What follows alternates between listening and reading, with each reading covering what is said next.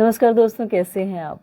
तो भगवत गीता सीरीज़ हम कर रहे थे और उस सीरीज़ में हमने 15 चैप्टर लिया। 15th में फर्स्ट एंड सेकंड श्लोक हम कर चुके हैं। आज हम थर्ड एंड फोर्थ करेंगे। तो थर्ड श्लोक है, न रूपमन्य तथोपलभ्यते नान्तो न चार्देन च समा प्रतिष्ठा अश्वत्थमेनं सुविरूढमूलम् असङ्गशास्त्रेण दृढेन छित्त्वा ततः पदं तत्परमार्गितव्यम् यस्मिन् गताः न निवर्तन्ति भूयम् तमेव चाद्यं पुरुषं प्रपद्ये यतः प्रवृत्तिः प्रसता पुराणी। बहुत सुंदर श्लोक है और हमारी लाइफ को चेंज करने में, हमारी बेटर डिसीजन मेकिंग में बहुत हेल्प करेगा। इसीलिए इसे आज पढ़ते हैं। तो पहले मंगलाचरण करेंगे। ओम अज्ञानं तिमिरन्धस्य ज्ञानाञ्जनशलाकया चक्षुरुन्मीलितं येन तस्मै श्रीगुरुवे नमः। मुखं करोति वाचालं पंगुं लङ्घयते गिरिं यत्कृपातमहं वन्दे श्रीगुरुं दीनतारिणं। नमो विष्णुपादाय पुष्पष्टाय पुत्रस्मृतिकृपास्याधिकारिते नामिने। तो मंगलाचरण हम इसीलिए करते हैं ताकि हम जिनसे सीखते हैं, जैसे हम एक टीचर से भी सीखते हैं, तो हमें हमेशा इस बात के लिए ऋणी रहना चाहिए कि उन्होंने हमें सिखाए, नॉलेज दी। तो इसीलिए मंगलाचरण करना चाहिए और उससे हमें कोई भी सब्जेक्ट अच्छी तरह से समझ में आता है। जो भी हम पढ़ते हैं, चाहे हम साइंस पढ़ें या कुछ भी पढ़ें, लेकिन हमें हमेशा उनका आशीर्वाद लेके और उनकी ब्लेसिंग्स लेके शुरू करना चाहिए। तो थर्ड श्लोक जो है, अभी तक हमने पढ़ा था कि एक भगवान ने जो अर्जुन को बताया, भगवान कृष्ण ने वो ये बताया कि ये जो पूरा भौतिक संसार है, मटेरियल वर्ल्ड है, ये एक अश्वत्थ वृक्ष की तरह है। जैसे एक बरगद का पेड़ होता है और वो जो बरगद का पेड़ है उसकी जो जड़ें होती हैं वो नीचे से ऊपर भी जाती हैं और फिर जो टहनियाँ होती हैं, टहनियों से फिर निकलकर नीचे भी आती हैं। और ये फील्ड ऑफ एक्टिविटी है हमारी, यानी हमें सब कुछ यहीं पे करना है। समझ लीजिए ये बरगद का पेड़ ही हमारे लिए सब कुछ है। और इस पेड़ पर अलग अलग तरह के स्पीसीज़ हैं, जैसे 84 लाख स्पीसीज़ जो हैं, जो उसमें से कुछ नीचे की तरफ रहती हैं, कुछ ऊपर हैं। तो जो गंधर्व हैं, जो ब्रह्मा हैं, जो देवता हैं, वो सारे उसके ऊपर की टहनियों पे रहते हैं और मनुष्य हैं वो बीच में, और उससे नीचे अलग अलग जीव जंतु जो 84 लाख स्पीसीज़ में आते हैं वो सब रहते हैं। अब नॉर्मल एक ट्री होता है तो उसके पोषण के लिए पानी की ज़रूरत होती है, उसको नरिश करने के लिए। लेकिन इस ट्री को नरिश करती हैं हमारी डिज़ायर्स और हमारे 3 गुण, प्रकृति के 3 गुण, यानी सतोगुण, रजोगुण, तमोगुण, यानी mode of goodness, mode of passion and mode of ignorance. तो ये तीनों इसे पोषित करती हैं। तो हमारी डिज़ायर्स भी जिस गुण में हम होते हैं उसी के हिसाब से हमारी डिज़ायर्स भी होती हैं। अब ये जो श्लोक है इसमें बताया गया है कि the real form of this tree can not be perceived in this world, के जो एक्चुअली क्या है कि ये जो ट्री है ये एक प्रतिबिंब है, यानी एक रिफ्लेक्शन है एक्चुअल ट्री का जो स्पिरिचुअल वर्ल्ड है।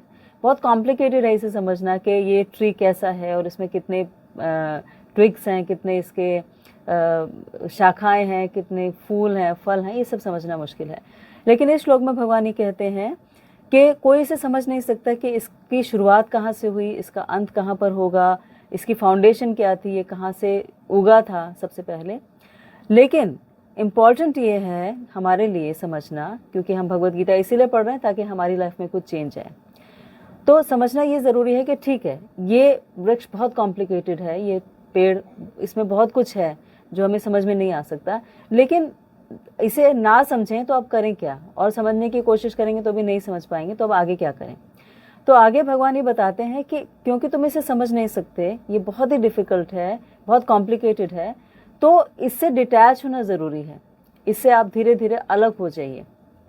अब अलग होने के लिए एक पेड़ मान लीजिए बहुत उलझा हुआ है और आप उसकी जड़ों में, उसकी पत्तियों में, उसके इतने भारी तने में कहीं खो गए हैं, तो बाहर कैसे निकलेंगे। बाहर निकलने के लिए आपको चाहिए एक कुल्हाड़ी। तो वो कुल्हाड़ी भगवान यहाँ पर बताते हैं कि वो कुल्हाड़ी है हमारा डिटैचमेंट।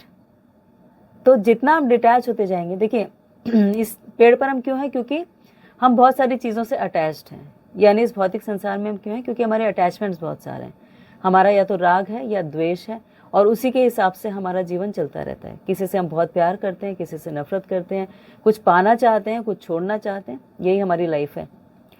तो भगवान ही कहते हैं यहाँ पर कि अगर आपको इससे बाहर निकलना है तो सब चीज़ों से डिटैच होना पड़ेगा।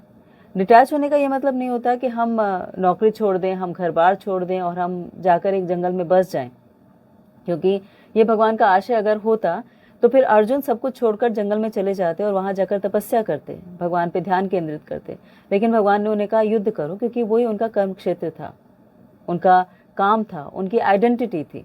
तो ऐसी अपनी आइडेंटिटी को छोड़ने के लिए भगवान यही नहीं कहते। डिटैचमेंट का मतलब होता है कि आप रिजल्ट से डिटैच हो जाओ। रिजल्ट से डिटैच होने का मतलब होता है कि आप जो भी करो वो एक प्रिंसिपल एजेंट रिलेशनशिप में करो, तभी डिटैच हो सकते हैं ना, अदरवाइज तो डिटैच होने का कोई तरीका ही नहीं है। और प्रिंसिपल एजेंट रिलेशनशिप का मतलब हो गया कि आपने जो काम किया उसके बाद उससे अच्छा हो रहा है, बुरा हो रहा है, लाभ हो रहा है, हानि हो रही है, उससे दुख हो रहा है, सुख हो रहा है, ये सब सोचने की ज़रूरत नहीं है। ये भगवान यहाँ पर बताते हैं। और ऐसा कैसे हो सकता है कि जैसे एक एग्जाम्पल लेते हैं कि कैशियर है एक बैंक में, तो वो जो कैशियर है वो बैंक में मान लीजिए एक दिन 1 करोड़ रुपया आ गया। तो जो 1 करोड़ रुपया आया उसमें उस कैशियर को इससे कोई मतलब नहीं है कि आज बैंक को 1 करोड़ रुपए का फ़ायदा हो गया। उसका सिर्फ इतना सा काम है कि बैंक में जो पैसा आया उसे वो गिन कर और वापस लॉकर में रख देगा। अब मान लीजिए एक दिन तो 1 करोड़ रुपए आ गया और अगले दिन 1 करोड़ रुपए की डकैती हो गई, जो पैसा था सारा का सारा चला गया। तो जब 1 करोड़ आया था तो कैशियर को कोई खुशी नहीं हुई, क्योंकि उसका पैसा थोड़ी है, बैंक का पैसा है। तो बैंक में आया, उसने बैंक में जमा कर दिया। अब अगले दिन अगर वो डकैती में चला गया सारा का सारा पैसा, तो भी उसको कोई दुख नहीं है, क्योंकि उसका पैसा तो था नहीं, उसका तो काम था रखना। और अगर अब चला गया तो भी बैंक का नुकसान हुआ, उसका नुकसान नहीं हुआ। यानी नफ़ा भी बैंक का था, प्रॉफिट भी बैंक का था, और जो नुकसान हुआ वो भी बैंक का था। वो सिर्फ इस बात से कंसर्न है कि उसकी ड्यूटी है वहाँ पर बैठकर सारे कैश को ठीक से रखना, गिनना, ये उसकी ड्यूटी थी। तो ऐसे डिटैचमेंट का मतलब ये होता है कि हम अपनी ड्यूटी को समझें कि हमें करना क्या है, व्हाट इज़ आवर रोल, और उस रोल को समझ के उस रोल को हम ठीक से निभाएं। और निभाने के बाद में उसमें अच्छा होना है, बुरा होना है, उसका जो भी रिजल्ट आना है उसके बारे में ना सोचें। जैसे एक स्टूडेंट है, वो एग्ज़ाम देकर आ गया, एग्ज़ाम से पहले उसने बहुत मेहनत की, एग्ज़ाम देकर आ गया, और एग्ज़ाम देने के बाद में रिजल्ट जो भी होगा, एग्जामिनर जैसे भी मार्किंग करेंगे, जैसा भी चेक करेंगे, वो उसकी सरदर्दी नहीं है, और ना उसको उसके बारे में सोचना चाहिए।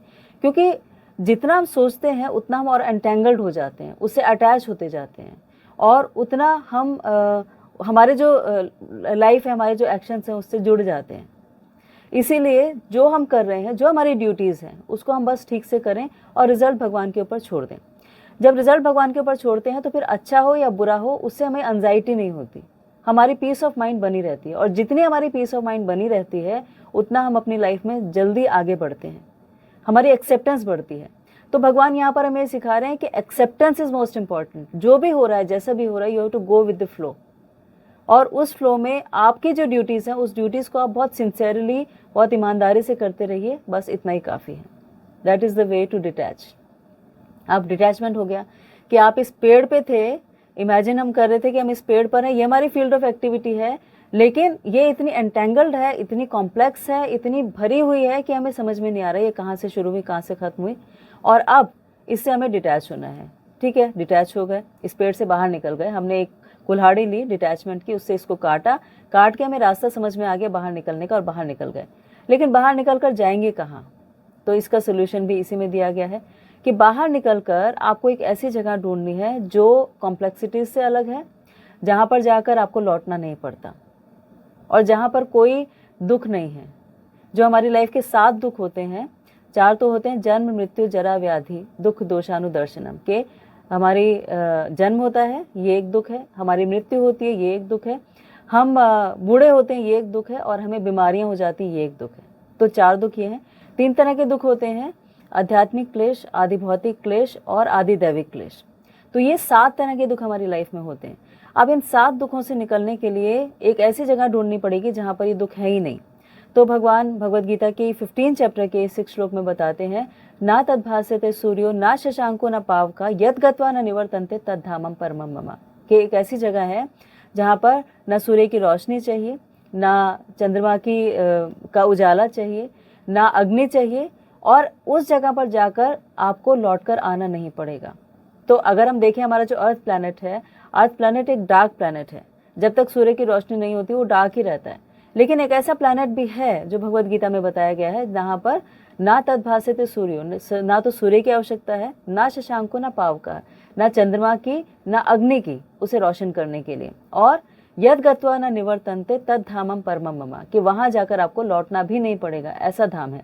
तो यहाँ से डिटैच होके वहां आपको जाना है जो परमानेंट है। और हम हर चीज परमानेंट ढूंढते हैं दोस्तों, कि सोने में क्यों इन्वेस्ट करते हैं हम लोहे में क्यों नहीं करते? क्योंकि लोहे में रस्ट लग जाता है, जंग लग जाता है, लेकिन सोना जो है वो सालों सालों बाद भी एक ही जैसा रहता है, वैसे ही रहता है, उसकी चमक कभी भी जाती नहीं है। इसीलिए हमें परमानेंट चाहिए होता है।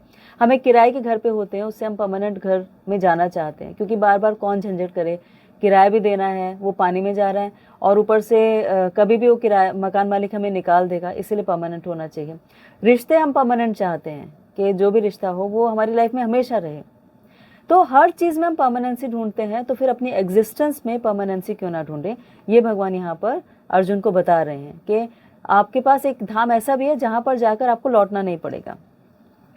तो इसीलिए वहां जाकर आप ज़्यादा खुश रह सकते हैं, हमेशा प्रसन्न रह सकते हैं, और अपनी प्रॉब्लम्स से अलग हो सकते हैं। यानी आपकी प्रॉब्लम्स भी इसीलिए हैं क्योंकि आप तीनों गुणों में हैं, सतोगुण, रजोगुण, तमोगुण, और उसके हिसाब से हमारे एक्शंस हैं, और हमारे एक्शंस के हिसाब से रिएक्शंस हैं, और रिएक्शंस हमें भोगने पड़ते हैं, जिन्हें हम पाप और पुण्य कहते हैं। तो इसीलिए भगवान इन दोनों श्लोकों में बता रहे हैं कि एक पेड़ है, उस पेड़ को समझना बहुत मुश्किल है, क्योंकि उसकी जड़ें नीचे से ऊपर भी जा रही हैं, ऊपर से नीचे भी जा रही हैं, और वो पेड़ कहाँ से शुरू हुआ, कहाँ से खत्म हुआ, हमें समझ में नहीं आता। और अगर हम उसका कॉज समझ भी लें, उसका रीज़न समझ भी लें, और रीज़न कैसे ढूंढेंगे हम? इस पेड़ पर हम कैसे आए? कि मैं आया, मेरे से पहले मेरे पिता आए थे, उनके पिता उससे पहले आए थे, उनके पिता उससे पहले आए थे, उसके पहले उनके पिता आए थे, ऐसे करके आप एक पूरी की पूरी सीरीज़ या एक पूरा का पूरा एक समझने की कोशिश करेंगे कि ये कहाँ से शुरू हुआ होगा। तो ये समझने के बाद पहुँचेंगे कि ब्रह्मा जी जो हमारे अल्टीमेट पिता हैं, जो गर्भोदक्षाई विष्णु जो थे, उनके नाभि कमल से निकले थे। 3 तरह के विष्णु होते हैं, गर्भोदक्षाय विष्णु, शिरोदक्षाय विष्णु और महाविष्णु। तो ब्रह्मा जी की उत्पत्ति आपने कई चार्ट्स में देखा होगा कि एक नाभि में से कमल निकल रहा है, कमल के ऊपर ब्रह्मा जी बैठे हुए हैं, तो वहां से उत्पत्ति हुई। तो कॉज अल्टीमेटली वो थे, वहां से सब कुछ आया। वो एक सेकेंडरी क्रिएटर थे जिन्होंने इस पूरी की पूरी ब्रह्मांड की रचना की, इसको क्रिएट किया। तो ये यहाँ पर बताया है कि उनसे आए। फाइनली हम ये समझ जाएंगे कि इस तरह से हमारी उत्पत्ति हुई। लेकिन इस ओरिजिन के बाद हम जब यहाँ पर आ गए तो हमें ये नॉलेज होनी चाहिए कि आ तो गए, अब इससे निकलना भी ज़रूरी है, क्योंकि वो परमानेंसी चाहिए। परमानेंसी के लिए हमने ये समझना शुरू किया कि यहाँ से बाहर निकलेंगे तो उस जगह पर जाएंगे, तो एक एक्स चाहिए, यानी एक कुल्हाड़ी चाहिए, और वो कुल्हाड़ी है हमारे डिटैचमेंट। और उस डिटैचमेंट के बाद हम जाएंगे कहाँ? हम जाएंगे एक ऐसे धाम में जहाँ पर लौटना नहीं पड़ेगा, जहाँ से जाकर। और इस बात को समझाएगा कौन? इस बात को वो समझाएगा जो इस बात को जानता है। इसीलिए जैसे हमें एक टीचर की ज़रूरत होती है, ऐसे ही हमारे जो स्क्रिप्चर्स हैं उसे पढ़ने के लिए भी हमें एक स्पिरिचुअल मास्टर की ज़रूरत होती है, जो ये स्पिरिचुअल साइंस हमें समझाए। और उनके पास जाकर हमें ये सब पूछना चाहिए। अथा तो ब्रह्म जिज्ञासा इसको बोलते हैं, कि कैसे हम आए, क्या हमें करना चाहिए, what is our role and how should be perform that. और वो पूछने के लिए हमारे पास हमें चैलेंजिंग मोड में नहीं जाना चाहिए, ये भी इसमें बताया गया है। चैलेंजिंग मोड का मतलब कि हम उनकी नॉलेज टेस्ट करने के लिए उनसे ना पूछें, बल्कि सही एज ए सीकर सही आंसर जानने के लिए पूछें। और वो पूछने का तरीका होता है तद विद्धि प्रणिपातेन परिप्रश्नेन सेव्या उपदेक्षन्ति ते ज्ञानम ज्ञानिना तत्वदर्शिना, कि आपने तत्व का दर्शन किया है, आपको वास्तव में नॉलेज है, तो आप हमें बताइए। अब ये बड़ा डिफिकल्ट क्वेश्चन है ऐसे व्यक्ति को ढूंढ पाना, क्योंकि हर जगह इतने ज़्यादा चीटिंग हम देखते हैं। रोज़ न्यूज़ में हम देखते हैं कि कोई किसी ने किसी पे विश्वास किया और उन्हें गुरु बनाया, और उसके बाद उन्हें चीटिंग मिली। तो सबसे बड़े गुरु जो है, सबसे बड़े गुरु हमारे हृदय में रहते हैं, चैत्य गुरु, यानी भगवान स्वयं रहते हैं हमारे मन में।